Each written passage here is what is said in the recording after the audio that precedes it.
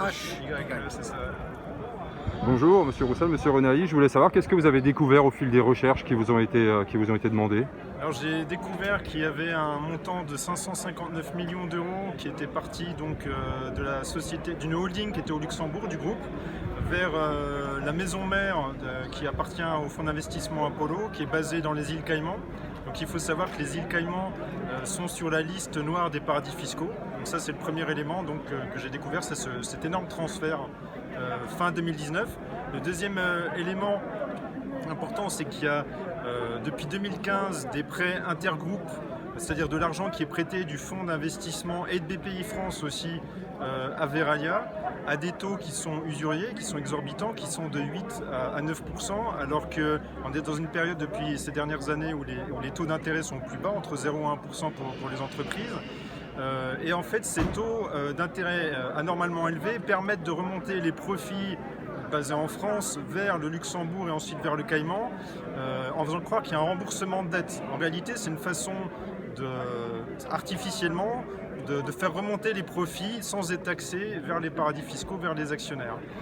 Toutes ces sommes ne font pas partie des bénéfices du groupe tels qu'on peut les lire dans les documents comptables classiques, non, c'est ça? absolument pas. Vous n'allez pas les voir dans les montants des dividendes, en tout cas pour ces prêts intergroupes. C'est une autre façon de remonter de l'argent en dehors des dividendes, si vous voulez. C'est vraiment une autre voie pour remonter l'argent. La troisième chose que j'ai mise dans l'article, c'est concernant en fait, j'ai découvert qu'il y avait de l'actionnariat, du top management de Verallia via le Luxembourg. Alors il y a un montage où ils ont payé des actions pour détenir des actions au niveau du Luxembourg, mais il y a aussi un deuxième montage où ils ont obtenu, d'après les documents que j'ai, des actions gratuitement. Ils ont obtenu ces actions gratuitement s'ils respectaient des objectifs dictés, de restructuration dictés par Apollo. Donc ça c'est assez incroyable je trouve. Et enfin la quatrième chose, bon ça je ne l'ai pas mis dans l'article mais qui pose question, c'est il faut savoir que la participation et l'intéressement qui est légalement dû aux salariés en France, en fait quand on fait croire qu'il n'y a pas beaucoup d'argent en France, en remboursant cette dette, enfin ces profits vers les paradis fiscaux, on diminue mécaniquement ce que devraient toucher les salariés en France. Donc il y a une question à se poser, est-ce que les salariés ont véritablement touché l'intégralité de leur participation et de leur intéressement ces 5 dernières années? Monsieur Roussel, quelle est la conséquence politique de ces révélations à vos yeux? Malheureusement, les schémas d'optimisation fiscale qui viennent d'être révélés sont connus à l'Assemblée nationale et je suis membre de la Commission des finances et nous avons déjà eu abordé ces questions-là. Donc les taux d'intérêt élevés qui permettent de faire remonter la richesse des salariés, ça existe.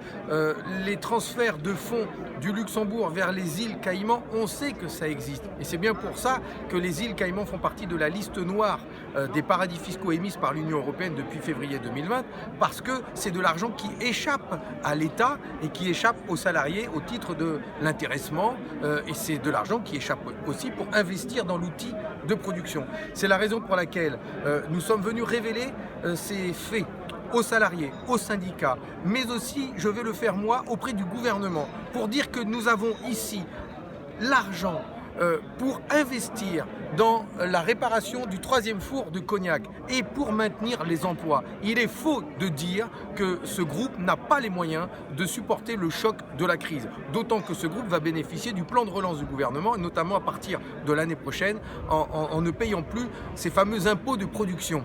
Donc nous demandons à ce que le gouvernement intervienne, maintienne l'activité du four et personnellement je vais saisir le parquet national financier pour qu'une enquête approfondie soit réalisée sur ces montages financiers. S'il le faut, je porterai plainte pour que l'État retrouve ses droits parce que c'est aussi de l'argent qui manque à l'État au titre des impôts.